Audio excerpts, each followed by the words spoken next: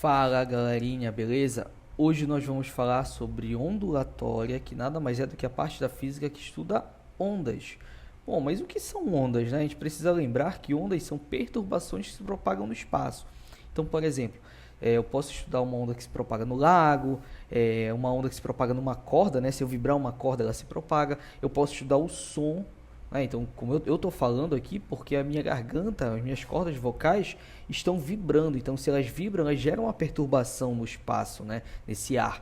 E essa perturbação se propaga pelo espaço aí e chega até o ouvido de vocês, chega até o microfone aqui. Então, ele interpreta como som. Se eu falar o nome de vocês, vocês vão entender porque o ouvido de vocês interpreta esse som.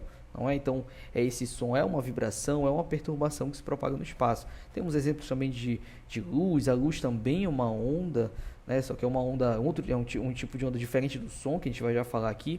Inclusive, a velocidade da luz é altíssima, né? 300 milhões de metros por segundo no vácuo. Então, por aí vai. Nós temos, então, que essas ondas, elas transportam apenas energia. Então, tu não pode esquecer que essas ondas aí que a gente está estudando, elas não transportam matéria. Então, por exemplo, eu não posso pegar uma encomenda e enviar da China para o Brasil através de ondas. Quem dera que pudesse, né? Então, pegaria uma onda eletromagnética e chegar rapidinho. Então, essas ondas, elas não transportam matéria. Então, por isso que para eu pegar uma encomenda tem que vir pelo Correios e tal, então pela transportadora do modo tradicional. Não tenho como burlar isso aí, porque ondas não transportam matéria. As ondas transportam energia. Isso sim, a energia vai ser transmitida. Então, tá chegando esse vídeo no teu computador aí, porque tem uma onda que está saindo da tela do teu computador indo no teu olho aí. É uma luz. Então, isso é uma onda. É uma energia que está chegando no teu olho. Teu olho está interpretando, o cérebro interpreta aí como cores, como, enfim, imagens e por aí vai, tá?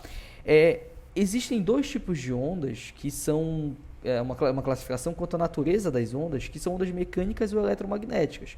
Diferença, cara, muito simples. As ondas mecânicas necessitam de um meio material. Então, elas sempre vão precisar de um meio para se propagar. Então, ela pode se propagar no ar, na água, no meios sólidos. Então, ela sempre necessita de um meio. Como exemplo aí tem o som, que é o principal exemplo, né, de ondas mecânicas. Tu tens o som. Tem ondas sísmicas, né, que é o terremoto, que se propaga lá no interior da Terra, até que, enfim, a superfície da Terra, tem abalos sísmicos. Eu tenho ondas em corda, né? Se eu produzir uma onda numa corda, eu vou ter uma perturbação aí se propagando na corda, e a perturbação só se propaga na corda, tu vê que ela não sai de lá, fica só presa na corda, né? E o outro tipo de ondas que nós temos são as ondas eletromagnéticas. Essas aqui não precisam de meio, ó. Elas não necessitam de meio. Então quer dizer que elas se propagam em todos os meios. Em todos os meios possíveis, essas ondas se propagam. Inclusive quando não tem nada, que é o vácuo, né? O vácuo, ele seria mais ou menos aí a ausência de matéria, tá? Então, ela vai se propagar até mesmo nesse vácuo, ok? Como exemplo aí nós temos a luz. É só pensar, quais são as ondas que saem do Sol e chegam aqui na Terra? Aí a gente tem luz, infravermelho, que é calor, né? Tem a ultravioleta, tem o UVA, o UVB, o UVC, que podem causar câncer de pele, por aí vai. Enfim, tem outras ondas, outras radiações aí, radiações gama, talvez, aí, se a gente for ser mais criterioso, raio-x também, tá? Também eu posso classificar as ondas quanto a sua vibração. Então tem ondas longitudinais ou ondas transversais. Gente, as ondas longitudinais, elas vibram na mesma direção que se propagam. Então, se essa onda vibrar na vertical, ela se propaga na vertical. Ela vai se propagar assim, ó, vibrando, se propagando. Se ela se propaga na horizontal, ela vai vibrar e vai se propagar na horizontal. Ela vibra e se propaga sempre na mesma direção. Direção lembra vertical, horizontal. Agora, existem também as ondas transversais. As ondas transversais, elas vibram perpendicularmente à propagação. Aí nós temos exemplo de ondas em corda, né? Se eu pegar assim uma onda e produzir uma vibração na corda, eu vou vibrar a corda para cima e para baixo e a onda se propaga na horizontal. Então eu vibro na vertical, a onda se propaga na horizontal. Então, se ela vibra perpendicularmente à propagação, nós temos uma onda aqui do tipo transversal. Longitudinal vibra na mesma direção, transversal vibra perpendicularmente. Para quem não sabe, o termo perpendicular significa 90 graus, né? Que formam um ângulo de 90 graus aí entre si. Como exemplo, ó, tu tem essas duas ondas. Então tem uma onda longitudinal aqui em cima, né, representada aí por essa na mola, está se propagando na mola. E embaixo aí uma onda transversal, na verdade, em cima, uma longitudinal embaixo. Ó, a onda longitudinal, ela vai, ó, vibrar, ela está vibrando aqui na horizontal e assim ela está se propagando na horizontal. Agora a transversal não, ó. Eu vou produzir uma vibração aqui nessa onda transversal, uma vibração que ela está acontecendo aqui na vertical. Então ela vibra para cima e para baixo e se propaga aqui na horizontal. Então tu vais ver aqui que o ângulo formado aqui vai ser 90 graus entre a direção de vibração e a direção de propagação. Exemplos de ondas transversais são todas as ondas eletromagnéticas. Todas as ondas eletromagnéticas são transversais. Luz, micro-ondas, raio-x, raios gama, ultravioleta, ondas de rádio e por aí vai. Todas são transversais. Exemplos de ondas longitudinais é o som. O som é um exemplo de onda longitudinal. Enfim, até os abalos sísmicos também são exemplos de ondas longitudinais. Aqui as ondas produzidas na mola, né, se ela for produzida dessa forma aqui, ela também é uma onda longitudinal, beleza? E esses são os principais exemplos. Só que agora a gente precisa falar sobre os elementos das ondas. Quais são os elementos principais? Bom, tu tens aqui o ponto mais alto. Qual é o ponto mais alto da onda? Ele é chamado de quê? De crista, né? Tá bem aqui, ó. Ponto mais alto é chamado de crista. O ponto mais baixo, por consequência, é chamado de vale. Aí tu tens aqui a amplitude. O que é amplitude? Grava isso aqui. A amplitude é a distância do ponto mais alto, ou pode ser também do ponto mais baixo, tá? Eu posso pegar aqui a distância num vale até esse eixo central, ó, esse eixo central aqui da onda. Então, se eu pegar a distância do eixo central até a crista, eu encontro amplitude. Se eu pegar a distância do eixo central até o vale aqui embaixo, ó, eu também encontro amplitude. Beleza? E por último aqui nós temos o comprimento de onda. O que é o comprimento de onda? Ele é meio sugestivo, né? Comprimento de onda é o tamanho de uma onda. Então eu tenho que ver, por exemplo, onde é que a perturbação está começando, onde ela está terminando, para eu poder calcular, medir, na verdade, o comprimento dessa onda. Ou eu posso pegar a distância entre dois vales. A distância entre dois vales, se for uma onda periódica, sempre vai ser o comprimento de onda. Também pode ser a distância entre duas cristas, ó. Se eu pegar aqui a distância entre duas cristas, também vai ser o comprimento de onda. Não te esquece que esse comprimento de onda, ele é informado, né, ele é mostrado como a letra lambda.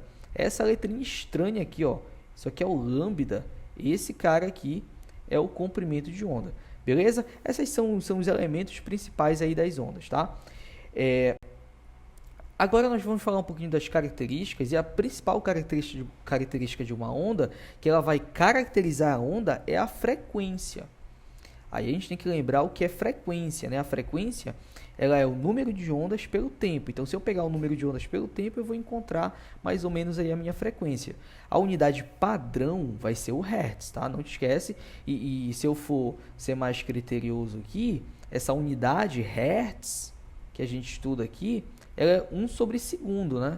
Então, eu posso dizer que essa unidade Hertz, ela é 1 sobre segundo, ok? Então, ela seria o inverso do segundo, né? Beleza? A próxima grandeza aqui que a gente vai precisar estudar, a próxima, na verdade, característica, é o período. O que é o período, gente? O período é o tempo de uma oscilação. Então, eu vou pegar aqui o tempo e dividir pelo número de oscilações. Assim como eu tenho aqui, ó, pego o tempo e divido pelo número de oscilações. Uma coisa interessante é tu notar a relação entre frequência e período, né? Se a frequência é o número de ondas pelo tempo e o período é o tempo dividido pelo número de oscilações, então eu posso dizer que essa frequência vai ser o inverso do período. Não é? Então, se eles são inversos, matematicamente eu posso escrever assim, ó, frequência inversa do período. Ou também, se a frequência é inversa do período, o período também vai ser o inverso da frequência. Então, vai ficar T, nosso Tzão, 1 sobre F. Está aqui as duas relações aí entre frequência e período, são sempre inversos. O período ele vai ser calculado em segundo. Gente, período é tempo. Então, a unidade de tempo no SI vale para o período, que é o próprio segundo. Uma relação importante que vocês precisam notar aí é a relação de conversão de frequência, né? Eu tenho duas unidades de frequência, duas unidades básicas, que é o Hertz, tá bem aqui, ó, e a outra vai ser o RPM. Hertz e RPM. Como é que eu faço para converter? Cara, muito simples. RPM seria a rotação por minuto. Tu também pode ter aí o BPM. BPM, tá? Seria batimento por minuto. Então, isso é sempre por minuto. Então, se é por minuto, eu tenho que dividir por 60 para encontrar em segundo. Afinal, 1 minuto é 60 segundos. Então, para passar de RPM para Hertz, eu divido por 60. Para passar de Hertz para RPM ou para BPM, eu multiplico por 60. Essa relação é muito importante aí de vocês notarem. Então, como vai funcionar aí frequência e período numa onda? A relação não são inversos, quanto mais a frequência não é inversa do período, e assim eu vou notar aqui, ó, a onda número 1, ela vai ter uma maior frequência, eu tenho mais ondas aqui no tempo, então eu tenho uma maior frequência e compensação. Olha o pequeno comprimento de onda. Então olha para a onda 3, eu tenho uma menor frequência, né? Eu tenho menos ondas, mas o comprimento de onda aumentou. Isso significa que eles são inversos, então a frequência vai ser o inverso do período e vice-versa, ok, gente? Então por hoje é só, muito obrigado, valeu e até a próxima.